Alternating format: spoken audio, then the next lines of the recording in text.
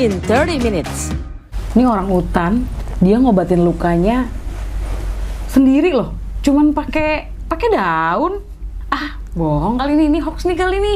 Percaya nggak kak itu? Kakak kalau ada berita kayak gini percaya nggak? Kalau kita sih orang zaman dulu kan percaya jamu-jamuan ya. Tapi emang orang utan bisa minum jamu? Bisa dong. Jadi tuh apapun yang ada di dunia ini tuh udah disiapkan sama alam. Salah satunya itu penyakit, yaitu luka yang seperti ini. Luka kayak gini nih kan dia kan jadi orang utan nih kena luka bakar gitu kan. Terus akhirnya ya karena orang utannya liar nggak mungkin juga tiba-tiba didatang ke dokter buat ngobatin ya. Akhirnya dia ngobatin sendiri. Terus ternyata tuh obatnya cuman ngunyah daun loh ini loh. Iya. Tapi emang beneran bisa ya? Bisa dong. Tunggu. Ini yakin banget tahu dari mana? Tahu dari Sumedang? Tahu dari mana sih? Tapi beneran nggak ini? Beneran sih kak, itu bisa sih. Alam tuh sudah menyediakan apapun untuk kita. Itu salah satunya dapat obat gitu. Itulah yang kenapa disebut jamu. Iya. Sama beda apa sama nih?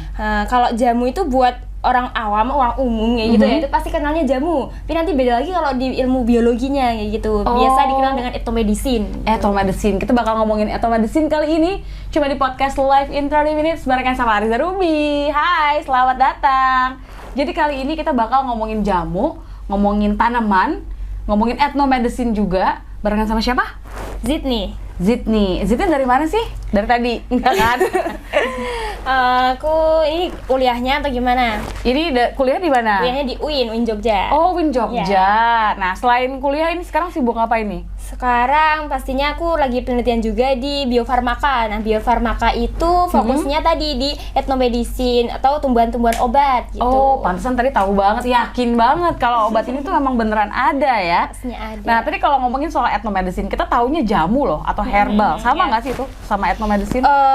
Kalau secara sekilas itu sama ya. Mungkin kalau ethnomedicine itu nanti dia lebih ke biologinya. Kalau orang-orang umum pastinya ini herbal tuh dari apa? Dari tumbuhan-tumbuhan alam kayak gitu. Sama juga ethnomedicine gitu. Tapi kalau ethnomedicine ini lebih dalam lagi, seperti nanti kandungan seperti apa, lebih diteliti lagi gitu kalau di ethnomedicine-nya gitu. Oh gitu. Tapi memang ini sebenarnya semua dari alam, segala sesuatu yang dari alam yang bisa dijadikan obat itu masuknya ethnomedicine. Ya. Oh gitu. Tapi sekarang ini kan lagi penelitian ya. Sekarang lagi kemarin tuh udah penelitian kan kak. Nah pengennya tuh sekarang tuh mau dilanjutin lagi biar ya kita nambahlah ilmu pengetahuannya dan penelitiannya gitu. Oh, yang terakhir diteliti tuh apa? Tanaman apa? Kita tuh pendataan juga. Pendataan tanaman-tanaman yang ada di Turgo. Di Bukit Turgo. Di Bukit Turgo. Ya. Nah, itu sebenarnya ada tanaman apa aja di sana? Banyak sih kak. Ini salah satunya nih. Aku tunjukin bukunya aja ya. Dia langsung jualan. Promosi. Iya sih. Oh, ternyata sudah terbukti dalam buku nih ya. Udah, dijelaskan. di sini tuh banyak sekali ya tumbuh-tumbuhan, tanaman obat kayak gitu yang ditemukan gitu. Jadinya emang tanaman tuh fungsinya buat apa sih, kok kayak tanaman tuh disepelein gitu loh menurut aku tuh. Nah, ini tuh ya berguna buat obat-obatan gitu salah satunya gitu. Banyak sih di sini, banyak sekali spesies yang kita temukan di sana gitu kak. Nih, ada 105 spesies. Ada 105 spesies. Nah, ini kan kalau orang-orang kan ya umumnya ya, kalau orang tua zaman dulu kan kalau kita luka, kita sakit, itu pasti ngambil tanaman-tanaman sekitaran rumah, kemudian dimasak, akhirnya dijadikan obat. Apakah memang mulanya dari situ? Ya, jadi ethnomedicine itu kan mulanya itu kalau di biologi namanya ethnobotani gitu ya. Jadi nanti mengarah lagi disiplin ilmu yang namanya ethnomedicine gitu. Dimana di sini itu kan pastinya masyarakat zaman dahulu gitu ya punya kebudayaan. Nah, salah satunya itu tentang pengolahan tanaman untuk dijadikan obat. Jadi kebudayaan masyarakat dahulu, kebiasaannya itu sangatlah penting kita untuk mempelajarinya gitu. Kita jangan terlalu tergantung dengan juga obat-obat terkini gitu ya kayak. Oh, oke. Karena kan orang tahu, apalagi zaman sekarang ya, kita pada umumnya kalau minum obat-obatan, apalagi yang herbal, jamu-jamuan, biasanya kita dari luar loh, impor, biasanya dari China.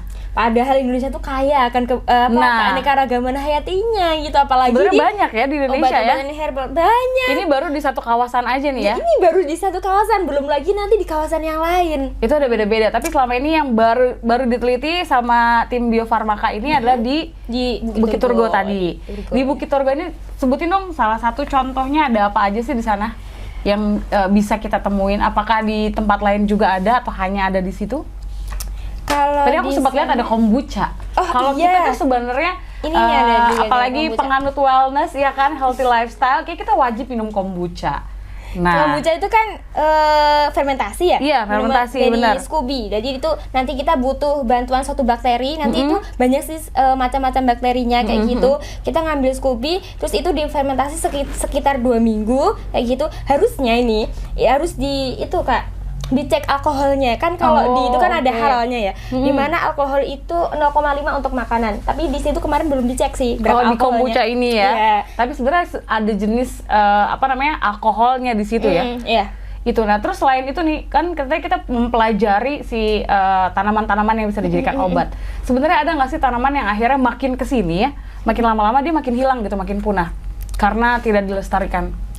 Ada sih Kak, banyak, dan itu sering dilupakan. Padahal itu manfaatnya itu juga banyak, juga sangat bermanfaat untuk kita. Tapi itu tuh belum banyak diketahui oleh para masyarakat. Akhirnya jadi dia punah sendiri gitu ya. Iya, karena disepelein gitu. Ini tanaman apa, nggak dikirain itu kayak rumput liar gitu loh. Nah kayak gitu. Jadinya ya udah itu berantas ada, itu kayak ganggu tanaman lain, dianggap mengganggu tanaman lain. Akhirnya Dianggap itu jadi hama ya. Nah betul, padahal itu tuh adalah tanaman obat. Cuman karena kita belum tahu ya, tapi nama tanamannya apa tuh?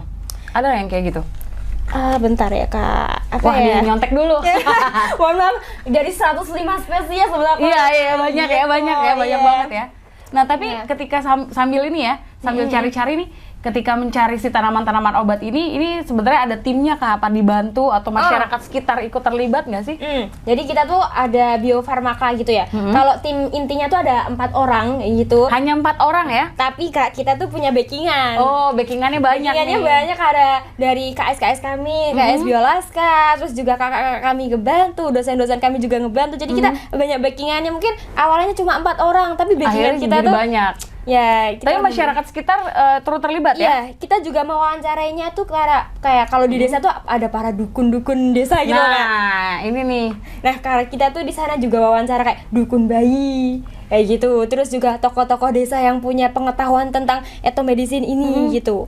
Oh, nah tadi ngomongin dukun bayi, tapi sebenarnya dukun bayi sendiri ini dia kan mempraktekkan hal-hal yang sudah dilakukan secara turun-temurun ya. Ada nggak sih hal yang bisa diambil positif bahwa ini sebenarnya betul yang sudah dilakukan, atau yang ini sebenarnya kayaknya ini nggak bisa, ini sebenarnya nggak terlalu berfungsi gitu? Kalau menurut aku sendiri gitu ya, kebanyakan berfungsi sih Kak. Oh, sebenarnya dia manjur ya, si dukun-dukun bayi ini ya? Ya kayak bayi itu dia tuh panas gitu ya badannya, terus ditempelin suatu daun gitu. Maaf ya, aku lupa juga jenis daunnya. Jenis daunnya.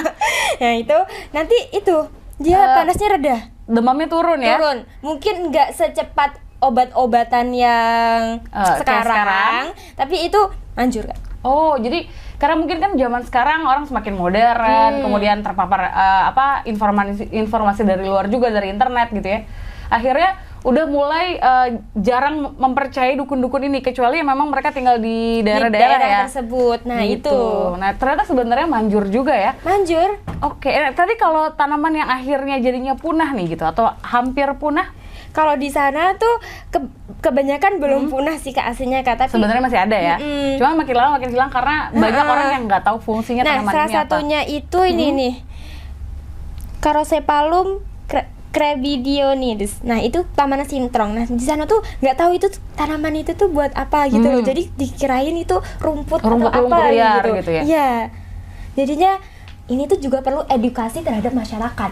Nah, ini kalau ini tuh udah berapa banyak sebenarnya si masyarakat yang akhirnya teredukasi nih sekitaran Turgo aja nih? Oke, kemarin tuh kita tuh sudah setelah penelitian gitu ya, kita juga edukasi. Nah edukasinya tuh juga sama masyarakat sekitar Tugu sama adik-adik sekolah. Oh, akhirnya Ya. mereka juga ikutan diedukasi Nah, ya? betul. Karena sebenarnya kita gini nih, kalau kita punya taman di belakang gitu ya, terus akhirnya tumbuh banyak tanaman-tanaman liar gitu.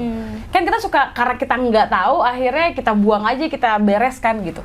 Sebenarnya kalau kita pengen tahu, ini tanaman berfungsi atau enggak tuh, ada ciri-cirinya nggak sih? Setiap tanaman kan ada ciri-cirinya masing-masing, tapi emang harus ada pengetahuan di situ Kak. Ini tanaman ada kandungannya apa? Nah di situ kita tugasnya para biologi ini ya, itu mengedukasi hal tersebut kepada mereka biar mereka tuh tahu gitu. Oh ini fungsinya ini, yang ada kandungannya ini berfungsi sebagai obat ini. Gitu. Oh gitu, tunggu, pertanyaannya adalah kamu tuh sangat tertarik ya sama dunia atau pada sini. Bisa gabung tuh gimana sih sebetulnya ceritanya? Ceritanya tuh dulu kita ya emang kayak suatu KS gitu ya, kelompok studi, pastinya kita pengennya penelitian gitu. Apa sih gitu? Apa ya? Aku tuh juga mikir gitu. Apa yang mau diteliti ya? Pas itu mungkin waktu aku sakit juga gitu ya. Terus maksudnya aku tuh harus bergantung sama obat-obatan yang kayak gini terus gitu. Berdasarkan pengalaman pribadi ya. Masa aku harus bergantung pada obatan? Ini obat tuh banyak kimianya. Kalau aku semakin banyak mengonsumsi obat-obatan yang langsung kayak gini nggak alami, itu bakalan aslinya tuh menambah penyakit kita juga. Nah, tunggu ini nggak menyembuhkan secara total, tapi menyembuhkan secara sementara gitu. Oh gitu. Yeah. Ini tapi kalau pengen gabung ke Bio Farmaka tuh sebenarnya kayak gimana sih? Apakah memang harus kuliah dengan jurusan tertentu gitu atau gimana? Yang penting komitmen dan ketertarikannya sih. Oh gitu. Jadi terbuka untuk siapapun ya? Untuk saat ini kita masih di dalam KS yang Biolaska ini sih, teman-teman Biolaska. Oke. Tapi kalau Biolaska ini tergabung dalam ada lembaga lagi sendiri atau ada badan sendiri? Biolaska itu salah satu kelompok studi di UIN. Oh, di UIN. Ya. Ini tuh dia beneran dari UIN aja atau bergabung lagi sama UIN? Masih saat ini masih UIN sih, Kak. Oh, oke. Tapi kalau tadi kan backingannya banyak nih, ya kan? Iya gitu. itu. Termasuk melibatkan si masyarakat ini. Iya. Nah ini tuh kalau masyarakat pengen ikutan untuk terlibat ini juga caranya gimana nih? Maksudnya terlibat dalam penelitiannya gitu Iya. ya? Mungkin nanti kita akan agendakan hal seperti itu gitu ya. Untuk sejauh ini kita masih mengedukasi sih, Kak. Oh, oke. Iya. Tapi kalau tadi tuh aku dengar sempat ada istilahnya adalah citizen scientist. Nah ini tuh gimana? Berarti itu melibatkan beberapa juga masyarakat gitu ya? Itu berarti kita harus mengajak juga sih. Emang kalau masyarakat itu ketertarikannya itu dari apa yang dia lihat gitu ya. Apa yang dia jalanin sehari-hari. Iya, kayak gitu. Kita juga mengedukasi hal tersebut. Gimana sih caranya biar masyarakat tuh tertarik untuk ikutan sama kita. Nah, itu akhirnya terbukalah untuk citizen scientist ini ya? Iya. Oh, gitu. Nah, tapi ini memang hanya khusus untuk mempelajari mengenai tanaman aja atau ada hal lain juga sih sebenarnya yang bisa dipelajari? Dari tanaman ini menuju ke produknya. Oh, juga. gitu. Jadi bisa menghasilkan sebuah produk. Ya, contoh, apakah ada produk yang dihasilkan? Ada. Oke, ini nih. Nah, ini nih guys, ini produk dari penelitian kita, salah satunya gitu ya di sana. Ini produk utamanya lah kayak gitu, namanya teh kemuning. Nah, ini berkhasiat untuk apa coba? Buat apa? Diet gak? Oh, ini bisa buat ngurusin. Iya nih ya, kita teman-teman yang mau nih. Ini nggak cuma ngurusin badan, tapi ngurusin tetangga juga bisa. Tapi ini bisa ya? Ini bisa.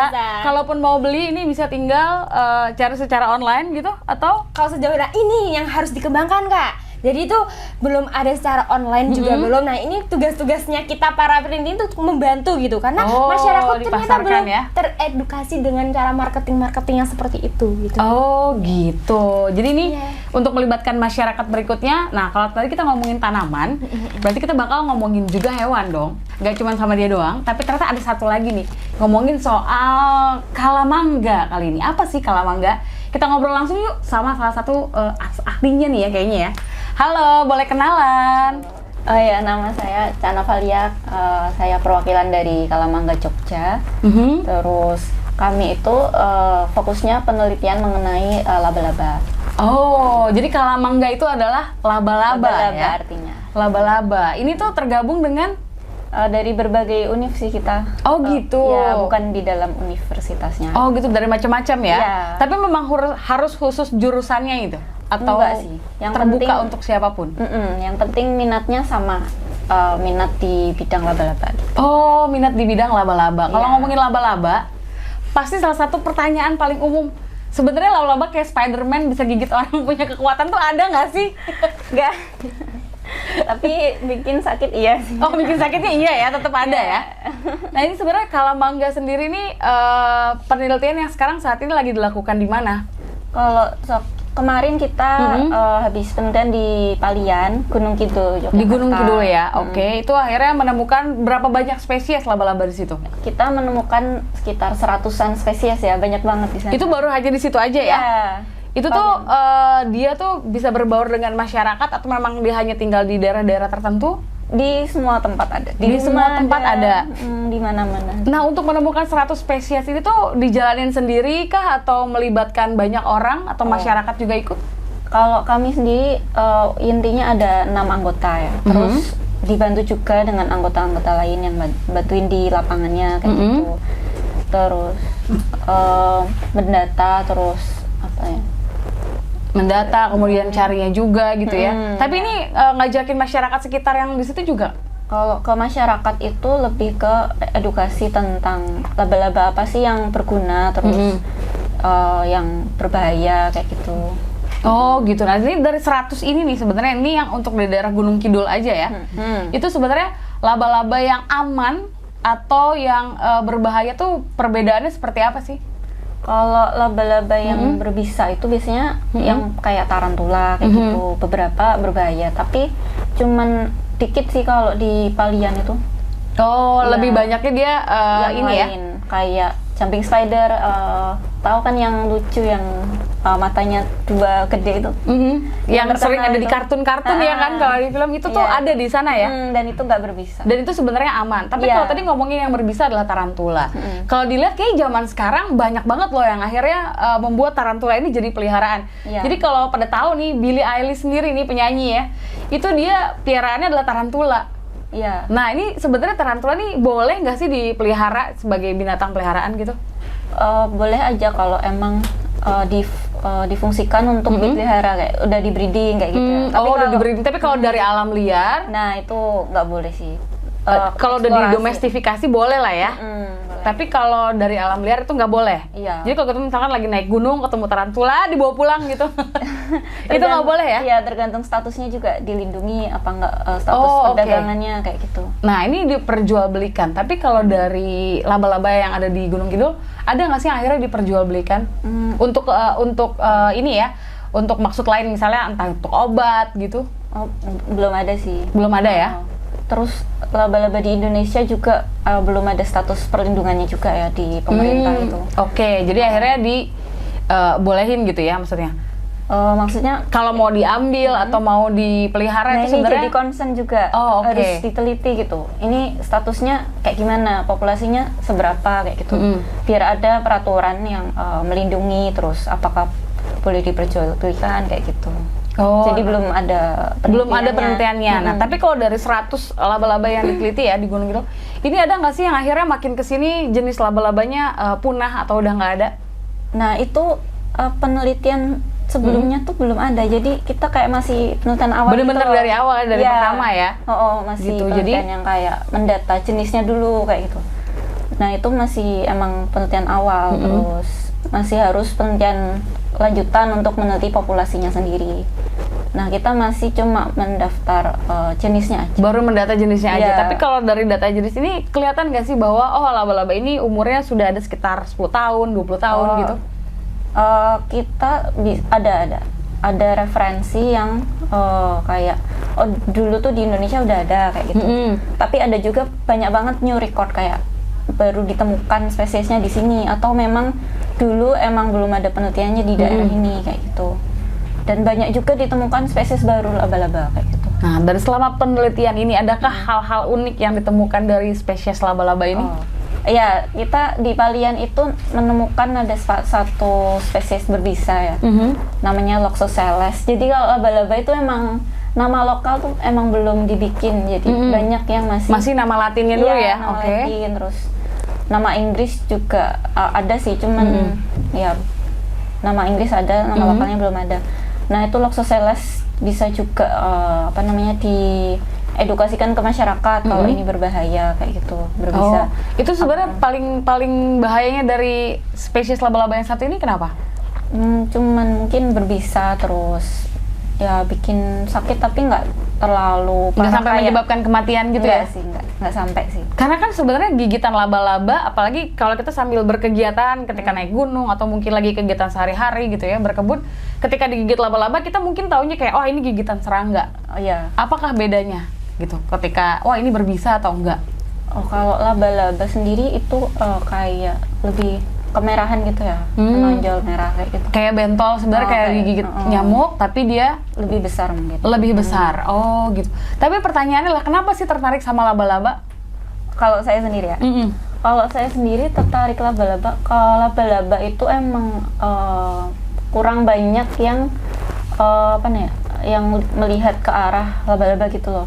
Padahal laba-laba itu masih kurang penelitian, kayak statusnya aja belum banyak yang tahu. Terus kita belum banyak penelitian, jadi belum tahu apakah dia langka, terus apakah dia menuju kepunahan kayak gitu. Jadi harus ada yang meneliti kayak gitu. Akhirnya tertarik lah buat meneliti. Tapi kesesuaian kayak relate nggak sih sama kehidupan sehari-hari mengenai laba-laba ini? Kayaknya kalau buat orang Australia kayak relate banget ya. Di Australia tuh jalan sedikit tiba-tiba ada laba-laba gede banget gitu. Kalau di sini mungkin belum ya gitu.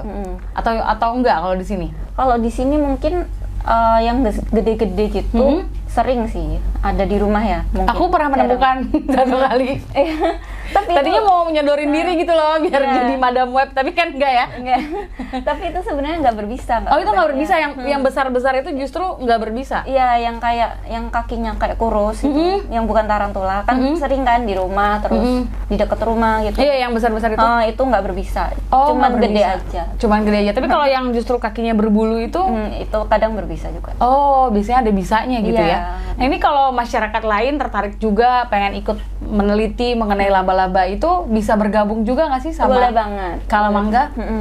Boleh banget bergabung dengan Kalamangga. Kita nggak mandang dari mana, itu boleh langsung ikutan aja.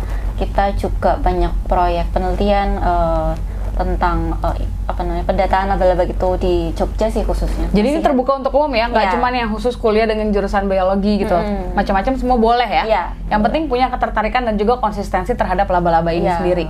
Nah ini aku pengen meluruskan, apakah ini sebuah mitos atau fakta?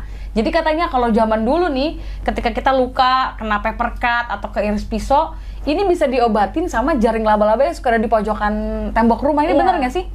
Kalau itu bisa sih masuk ke etnomedicine ya. Oh, itu masuknya kayak etnomedicine ya? Iya, gitu. jadi belum Tapi ada penelitiannya. belum ada penelitiannya.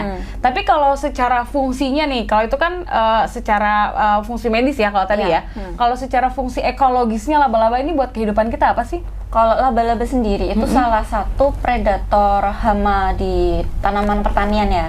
Jadi itu penting banget buat bisa dijadiin juga buat biopestisid ya kali. Oh, gitu. Jadi buat pengendali hama ya, pengendali sebetulnya. hama. Tapi itu aman ya. Iya.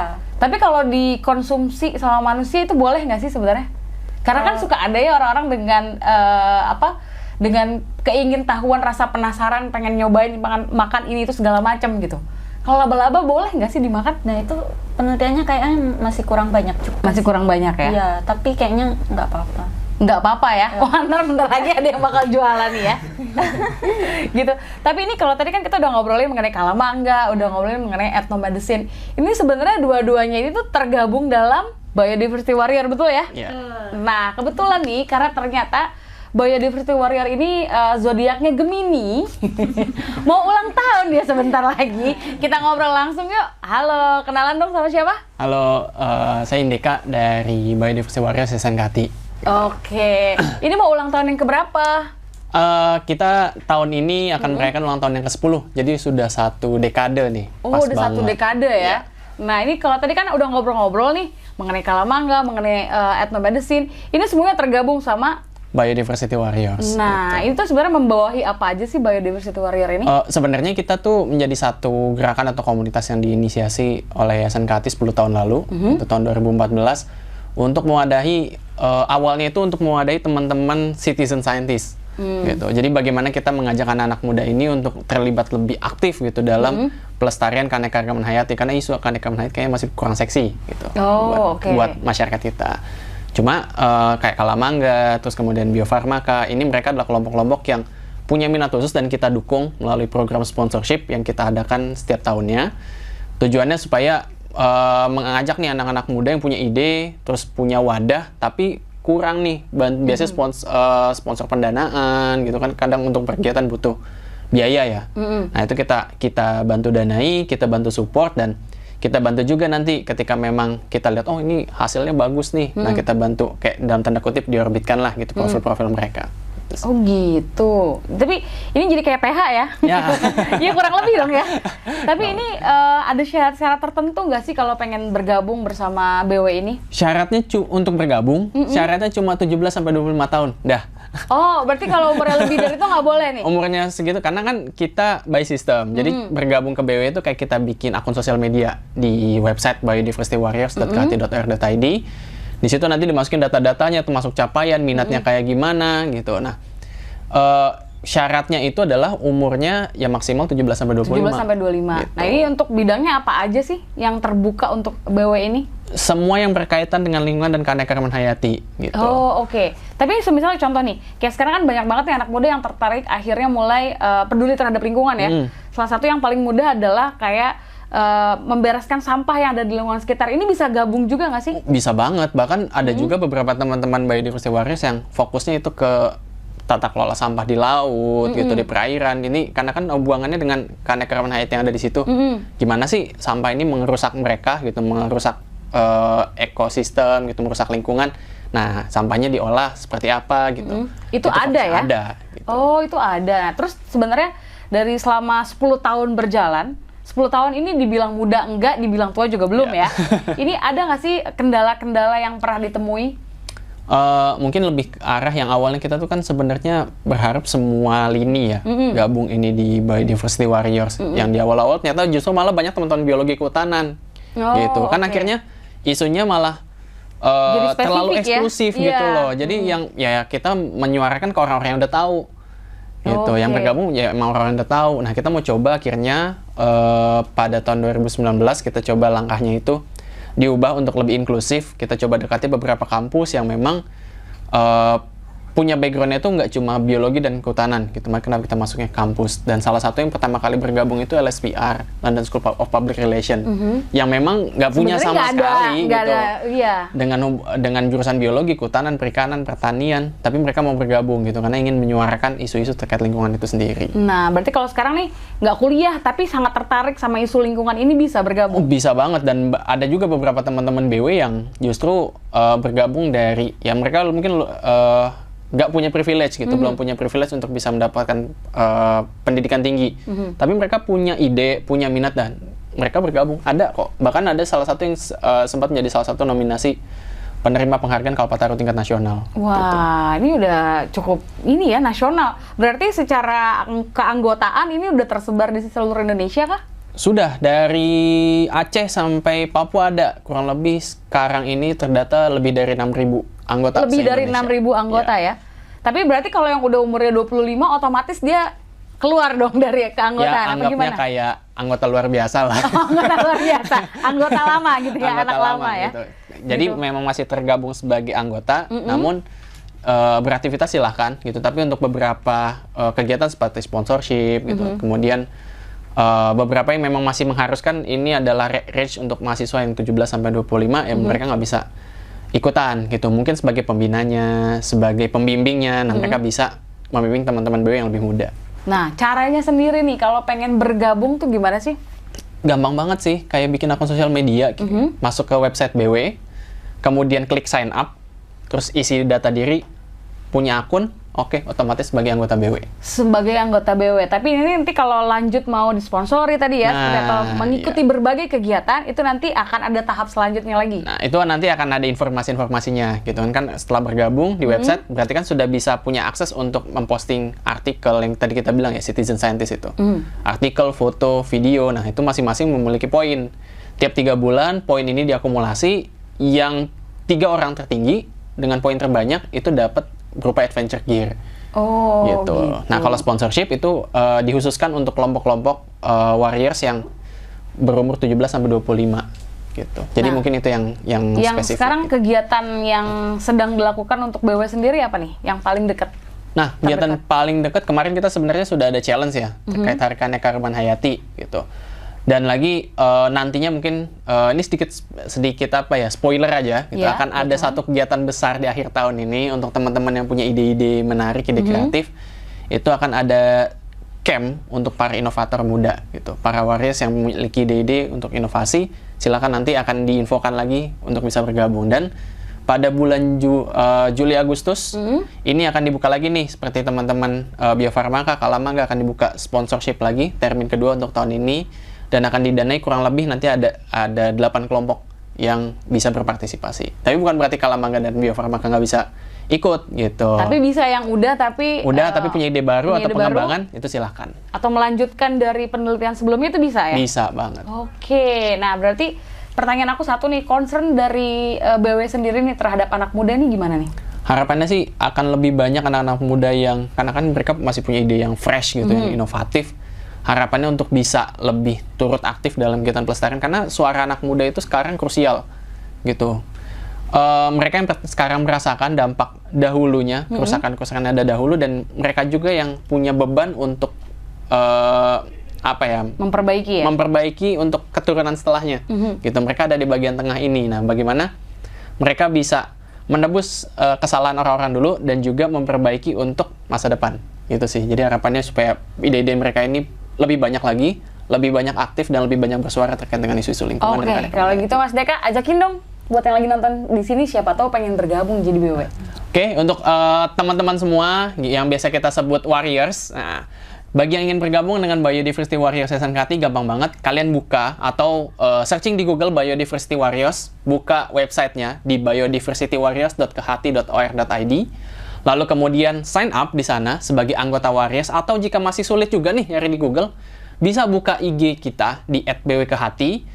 Lalu kemudian ada link di sana untuk bergabung, sign up sebagai anggota Warriors gitu. Nanti setelah bergabung silahkan ikuti semua challenge-nya, semua aktivitasnya, karena banyak banget hadiah-hadiah menarik yang bisa didapatkan oleh para Warriors. Ini semakin aktif, maka semakin banyak juga kesempatan kalian mendapatkan hadiah-hadiah yang menarik. Dan kesempatan ini tidak terbuka buat kamu yang umurnya 25 tahun ke atas. Kayaknya nggak fair deh. Gitu, jadi ayo ikutan gabung untuk membantu melestarikan lingkungan, terutama nih kalau satu aja spesies punah, ini bisa memicu kepunahan massal spesies lainnya. Bumi adalah rumah kita, satu-satunya rumah kita loh. Kalau bukan kita yang jaga, siapa lagi? Nantikan di episode selanjutnya, Live in 30 Minutes bareng Salar Zarubi.